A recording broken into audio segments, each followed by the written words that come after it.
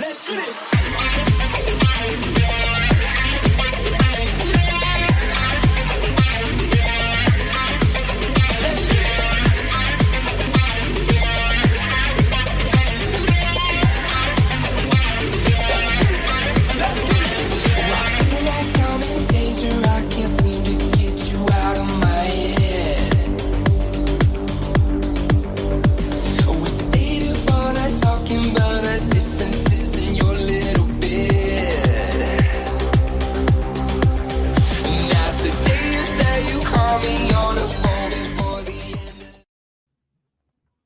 Hey guys, welcome back to the channel. It's Bryan with DD214 Transport. Please like, subscribe, and hit the little bell for notifications. If you're first time visiting, this is where we talk about trucking, hotshot trucking, and how you can make some money and how you can lose some money.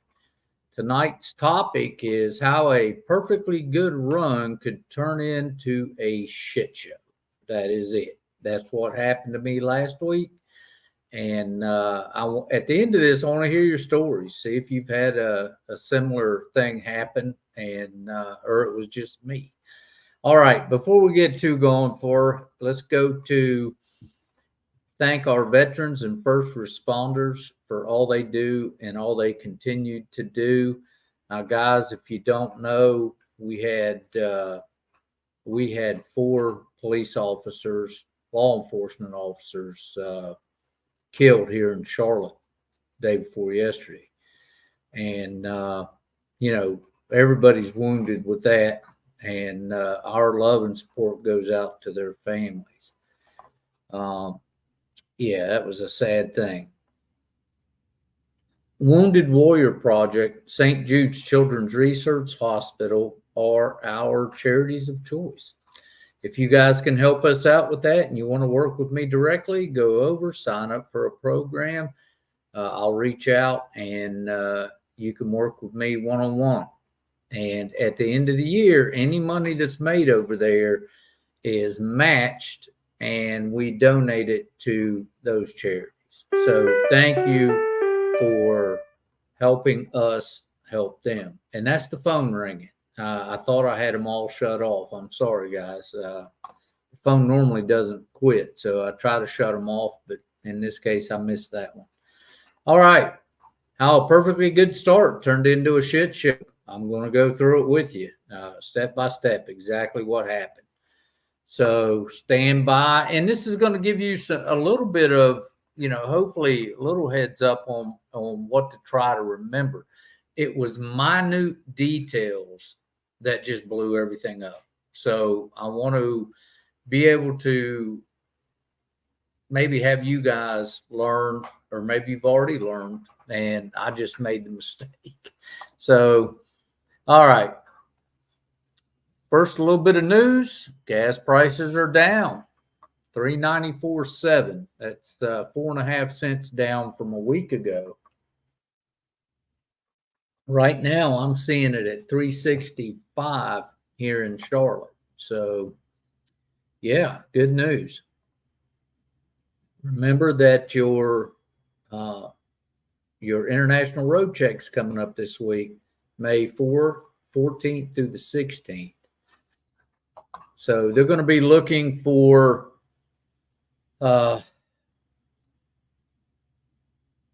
dangerous activity from, like dangerous lane changes and so forth, from commercial motor vehicles and around commercial motor vehicles.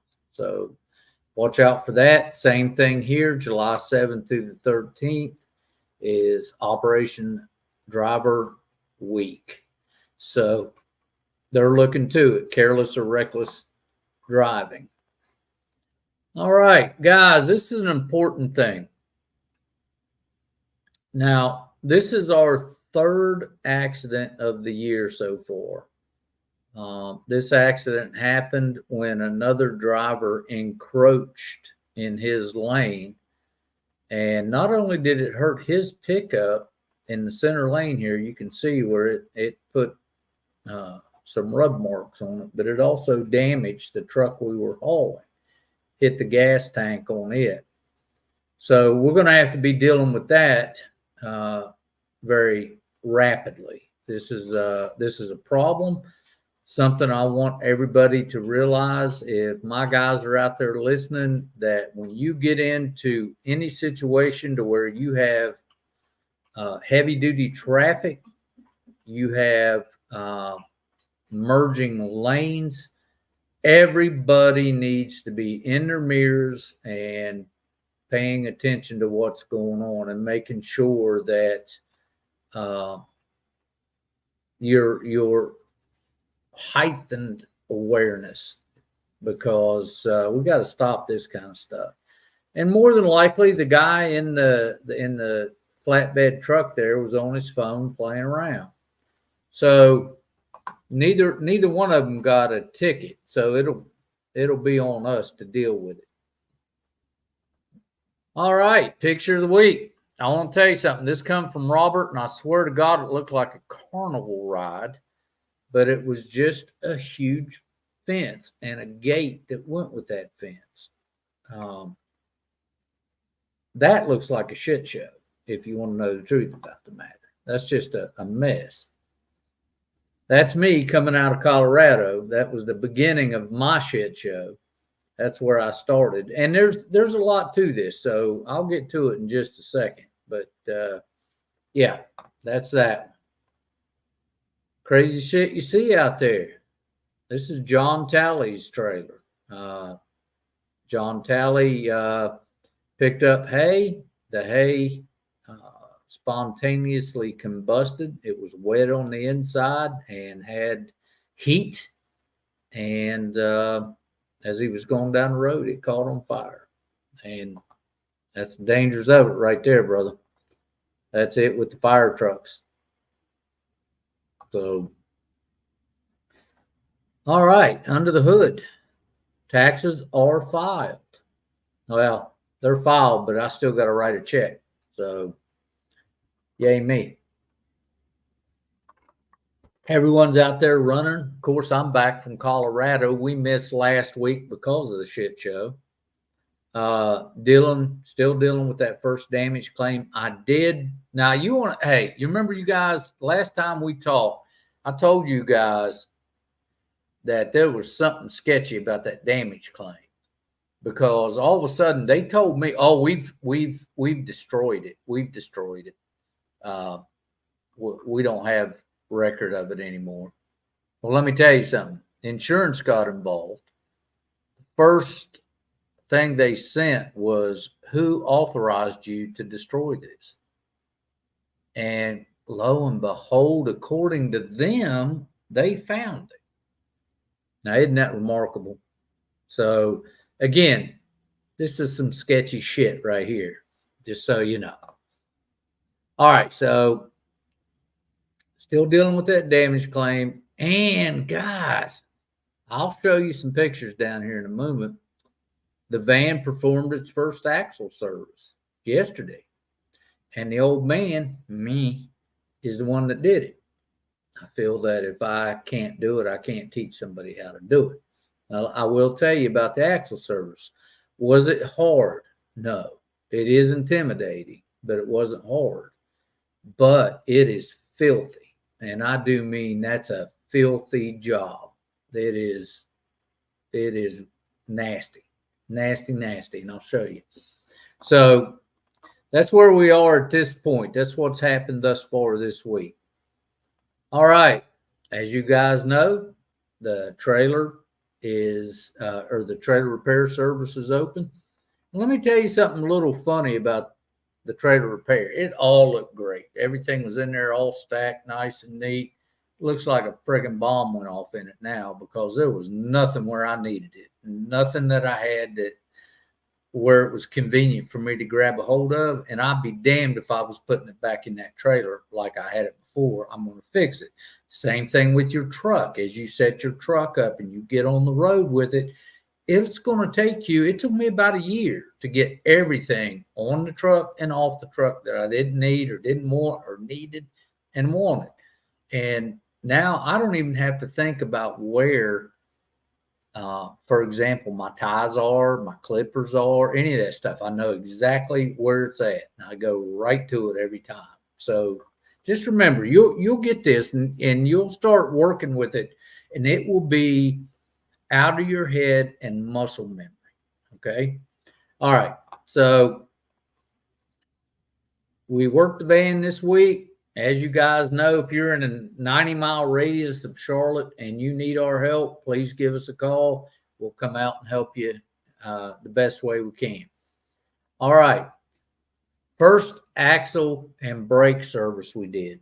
Now, I hope you guys can see what this grease looks like in here. It is black, and it is not greasy. It's more of a mud. I don't know how to, it's very clumpy. All four of them were just disgusting, and just black grease. So what we did is, I kind of looked at that and was like, oh, goddamn, here we go. So this is the back side. You see how the seal has already it's lost itself. It's greased up. That's what the brakes and everything look like.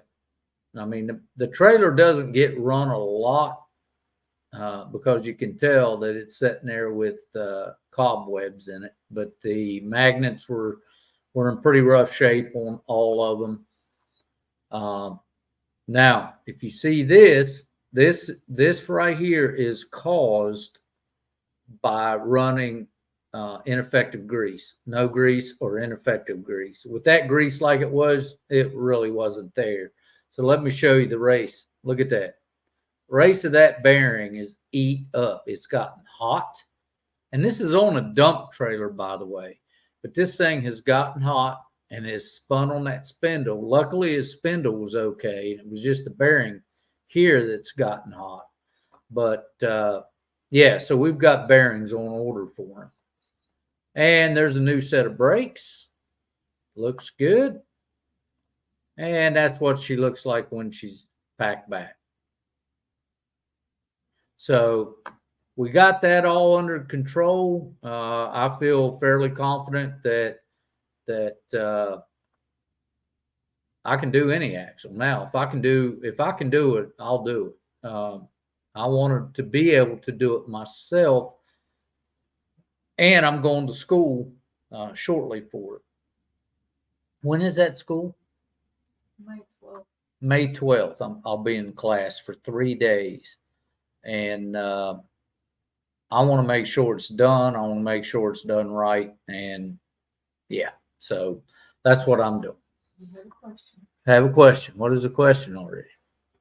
Was it due to lack of? Yes, absolutely, Michael. Yeah, the guy had never done anything to it, so that grease just turned to garbage.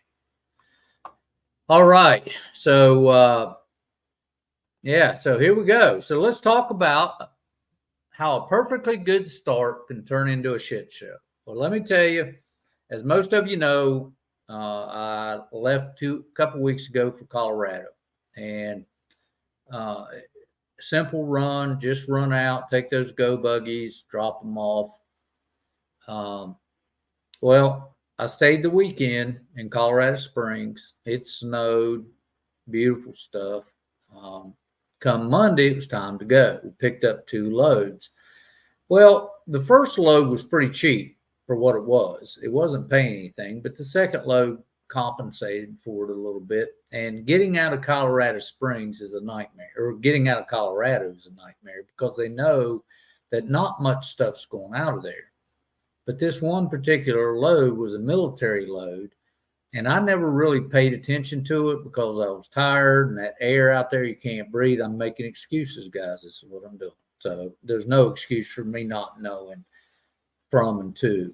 But that was going from a military base to a military base. And when loads are doing that, even though they're light loads, they pay well.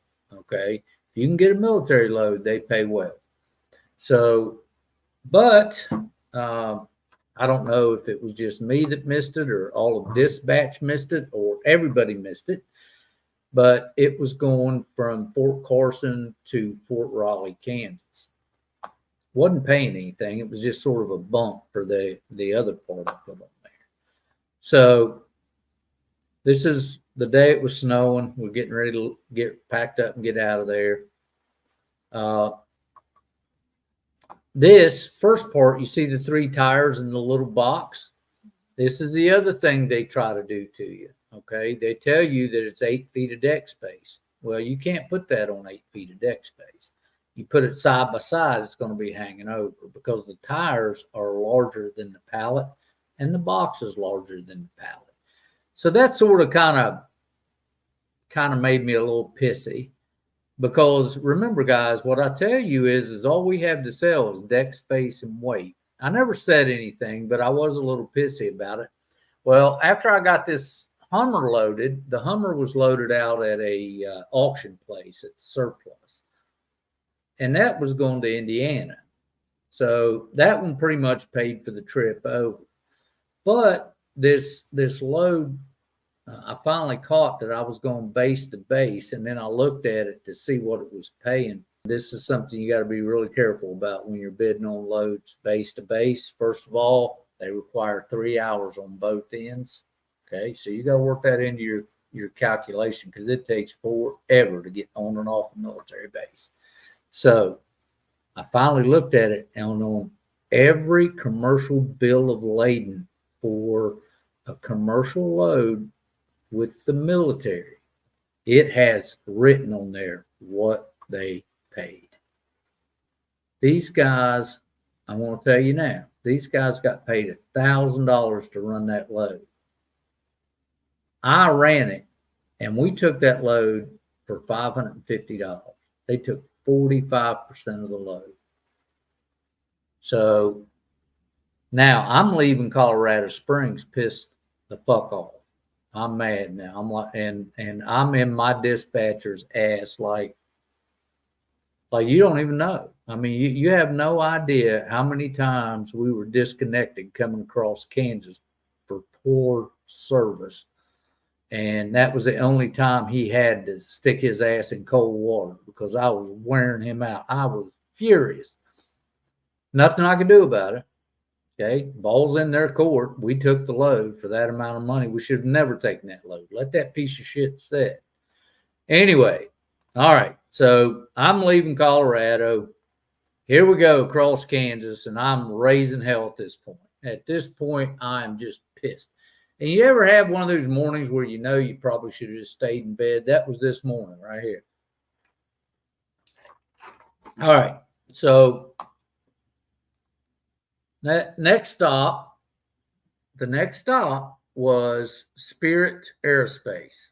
If you don't know, they make the fuselages and put the planes basically pretty much together. And then it's sent to Boeing on one of the coast, and they finalize it and put it in the air. So this is where we were. And if you look here, I picked up that big ass box. Wasn't heavy. Again, it was not heavy. I think it was 1,500 pounds, but it was huge. And with them taking up the deck space that they took up with those oversized pieces, okay, I had to move the one piece. If you can see, the one piece is now strapped under the Hummer, if you can see that. But I had to make deck space for that thing. So, all right. So, to this point, I'm a little pissy because of this load I've got on me. But yeah, here we go. Now, Fort Raleigh, Kansas. Guess what, guys? I'm at Fort Raleigh, Kansas, and I pull up to where we're going to offload, and they offloaded the small box that was under the Hummer. They offloaded it, and then they said, "Hey, can you take this across base? It's not supposed to be here." Ooh. Well, this is a one pick, one drop, not a one pick, two drops. So, got on the phone with the broker, and I told him what was going on, and he said, "Well, how far is it?" He said it's going to be I told him it's a couple miles across base. And he said, "Where are you going to take it over there?" And I said, "I ain't taking it over there for free." And he said, "Well, what do you want?" I said, "I want $100 to take it over there because I figure that gives me $650. So I'm okay with that to run that load." And he kept hammering back, and I flat told him, I said, "I know what you make on it, man. I see it." So you're trying to take 45% of the load, and you're sitting over there behind a desk. I said, "That's not right." And he said, "Well, how do you figure that?" And I said, "Well, if you don't know how to figure up the commercial load you're bidding on, I don't know what to tell you." And then he said, "No, I can only do 50." I said, "Well, I'm at 100." And he said, "Well," he said, I'm firm at 50. I said, "Well, tell me what you want me to do with these tires, because they're coming off my truck. Where do you want me to put them? Or I'll take them home with me, but they got to come off my truck." And he agreed to the $100, and off we went. So that made me a little happier. So I'm feeling a little better than I was. All right. So I'm leaving Fort Raleigh. Now, take a good look. I'm headed to deliver to Indiana this load. Okay. I'm delivering to Indiana this load, the Hummer. I've got the Hummer in the big box on. So, as you can see, I'm no longer on interstates. I'm on back roads. And guys, when you're on back roads, especially out in the country, you have to slow down your average mile per hour. So we were calculating 60 miles an hour as an average to get to the next load, and I'm on 2-lane roads. Well, common sense tells you got to cut that down to about 35, 40 mile an hour due to traffic lights and so forth. So now here's the other problem. You see Indiana? All right, look at the south part of Indiana, because guys, see that time zone? When I drop this thing, when I drop the Hummer off, remember, I'm on back roads. I drop the Hummer off. Well, from where I dropped it off to where I needed to pick up the next load going down to Atlanta was 60 miles. But because of the back roads, it wasn't an hour. It was, an hour and a half. Well, then come to find out, in 60 miles, we crossed the timeline. So I lost 2 hours and 30 minutes right there, from dropping one load in Indiana to picking up the next load in Indiana. And we missed the load. So now I'm pretty frustrated, and I'm heading down through Kentucky, and I'm on the interstate. I know there's supposed to be a line here. Okay. I'm supposed to be traveling down, going through Nashville, and then over toward Chattanooga on the interstate. Well, when we were trying to pick out a hotel, for whatever reason, I don't know what happened, but up north here, it cut us through the mountains. So I'm 65 feet long on twist and turn mountain. And I'd like to lost my mind again. So it took me from up there in Bowling Green, Kentucky, to Cookeville, Tennessee.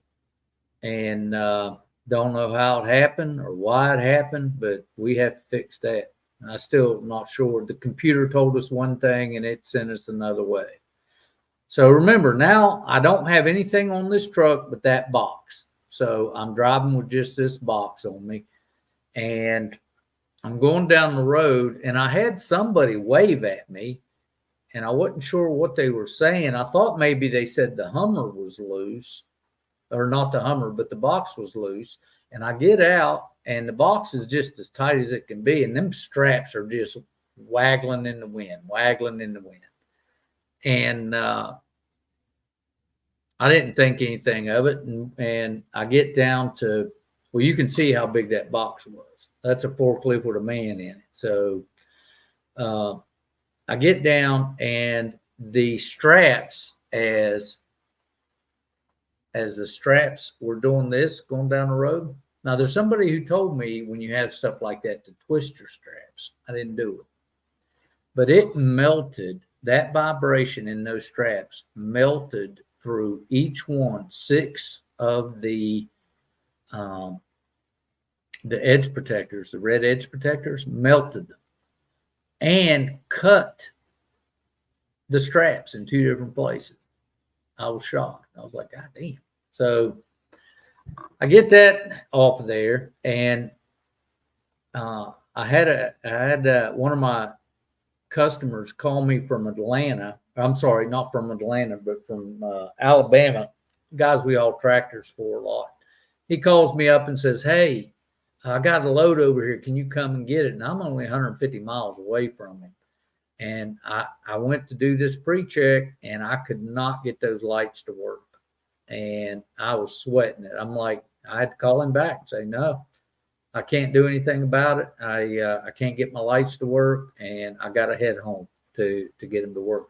So I ended up deadheading home from Atlanta, praying that I would get there before dark, and I didn't get stopped. That's all there was, because there was just I didn't understand what was going on with the lights. So pretty much as soon as I found the lights, this was me. I was like, Jesus God, there can't be anything else go. There just can't be anything else go wrong, And yeah, stop laughing. That's how I felt. Mila's over here about to bust a gut. And anyway, yeah, so let's talk about it. Comments, questions. You guys have similar shit shows happen, or am I the only one out there just making a mess of stuff? That timeline thing killed us. You prefer not to put a half turn on your straps. I prefer to put a half turn on my straps. There was 2 big issues with this thing. It was just so tall. It was 8.5 feet tall, something like that. And I didn't do it. Those are the 2 issues. And I should have done it. Yes. Thank you, Stump. I appreciate you. So yeah, by the time I got home, I was pretty ragged out. It was just no fun. When you got, item after item after item after item that hits you back to back to back, sometimes you just need to stop and just go to the house. I was dying to go to Alabama and pick up that tractor and run it. Let me say hi to everybody. Who we got? We got Vipo. We got Stump. Michael, King of None. Hey, brother. Let's see. Michael, Stump. Everybody's chatting. All right. So, yeah. So anyway, it just, and I guess it's been, honestly, I don't get a run like that very often. So I was really hoping for a nice run out and a nice run back. But man, one of the other things, oh, sorry. She made me turn it off. Man, she's mean. Well, one of the other things, out in Colorado, I went 80 miles into the backwoods, spent the night in that hotel, then had to do another 80 miles deeper in. And I want to tell you something. That is some gorgeous country back there, but 80 miles, I went in 80 miles. It was 250 miles total. In and out. Took me 7.5 hours to run 250 miles. And I'm like, God almighty. And goats. I'd never seen a mountain goat before. elk. Never seen one of those before. And they were standing along the road. I wondered why the hell I was there. So, yeah. So what we got? We got a question. How did you solve the light issue? All right, Michael, here was the deal. I get the light home and I get ready to start really tearing into the lights and figuring out what the hell was going on with them, because one minute they'd be on, the next minute they'd be off. So that tells me that's what it tells me is I've got a short somewhere, or I've got a wire touching. I get to the tailgate or to the mega ramps, and the way mine is designed, the license plate is in the mega ramps, and the tail light license plate light is screwed to the mega ramp. That screw had come loose, and it was not giving me a constant ground. So I tightened the screw up.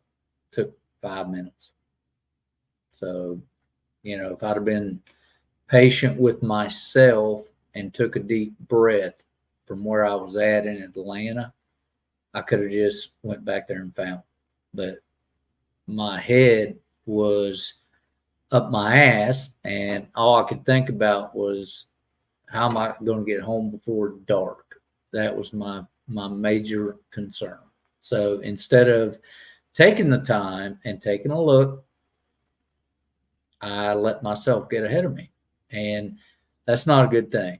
And that was a mistake on me. And I should have taken 5 minutes and went back there with a screwdriver. My problem was I was afraid I would get into it and then be stuck in Atlanta. So I thought, if I can just get home, I've got everything and all the tools at home to fix it. I had all the tools. Come to find out, I had all the tools in the truck to fix it. It was a loose screw. So that was it. Thanks, Mike. Appreciate it.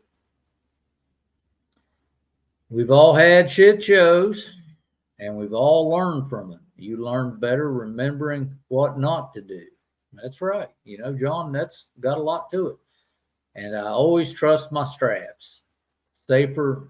Oh, twist my strap. Yeah, I'm actually going to research that into how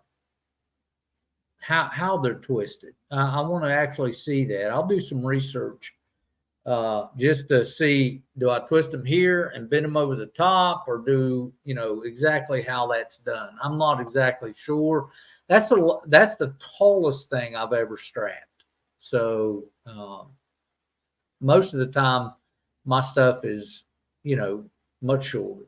That was actually a air intake fin for a 747. That's what that was.